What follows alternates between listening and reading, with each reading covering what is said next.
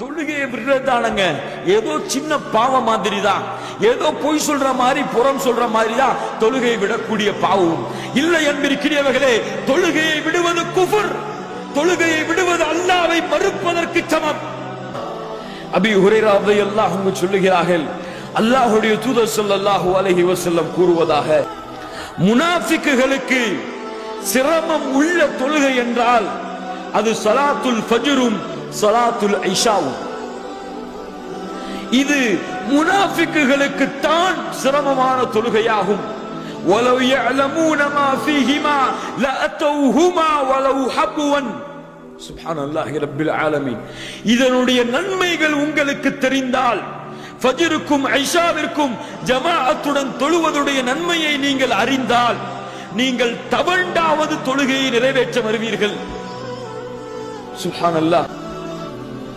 நான் எண்ணுகிறேன், தொழுகையை ஒருவரை தொழ வைக்க சொல்லிவிட்டு சில மக்களை அழைத்துக் கொண்டு எவர்கள் ஜமாஅத்தை தொழாமல் வீடுகளிலே தொழுது கொண்டிருக்கிறார்களோ அவர்களுடைய வீடுகளை நெருப்பால் எரிப்பதற்கு நான் நாடுகிறேன். சுப்ஹானல்லாஹி ரப்பில் ஆலமீன். யார் ஜமாஅத்தை தொழாமல் வீடுகளிலே தொழுது கொண்டு கொள்கிறார்களோ அவர்கள் நெருப்பால் எரிக்க தகுதியானவர்கள். ரசூலுல்லாஹி ஸல்லல்லாஹு அலைஹி வஸல்லம் சொன்னார்கள், பெண்களையும் குழந்தைகளையும் கருத்தில் கொண்டு அவர்கள் வீடுகளை எரிப்பதிலிருந்து நான் தடுத்துக் கொள்கிறேன் என்ன என்று. உங்கள் பிள்ளை ஜமாஅத்தை நிறைவேற்றாமல் வீடுகளிலே தொழுது கொண்டால் அல்லாஹ்வுடைய தூதர் சொன்னார்கள், 7 வயதை அடைந்தால் தொழப்போக சொல்லுங்கள், 10 வயதை அடைந்தால் அடித்து தொழப்போக சொல்லுங்கள்.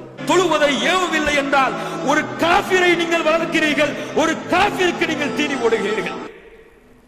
லா இலாஹ இல்லல்லாஹ். மார்க்க சட்டம் அப்படித்தான், ஷரீஅத்துடைய தீன் அப்படித்தான். நமக்கு புரியவில்லை. அது நமக்கு என்னங்க தொழுகையை விடாட்டா குஃபுருங்கிறீங்க? ரசூலுல்லாஹ் சொல்லுகிறார்கள் குஃபுர் என்று. தொழுகாதவனை ரசூலுல்லாஹ் முஸ்லிம் ஜமாஅத்திலே சேர்க்கவில்லை. சுப்ஹானல்லாஹி ரப்பில் ஆலமீன். ஆனால் தகுந்த காரணம் இருக்கிறது. அவனுக்கு முடியவில்லை, இயலவில்லை, அல்லது அவனுக்கு புத்தி சரியில்லை, அவனால் முடியவில்லை, அசந்து தூங்கிவிட்டான். அந்த சமயங்களிலே இஸ்லாமிய மார்க்கம் அவனுக்கு அனுமதி கொடுக்கிறது. முடிந்தும் தொழுகை கடமை என்று தெரிந்தும் தொழுகையை நிறைவேற்றாமல் இருக்கக்கூடியவர்களுக்கு தான் இந்த சட்டம். அதையும் புரிந்து கொள்ள வேண்டும். சுப்ஹானல்லாஹி ரப்பில் ஆலமீன்.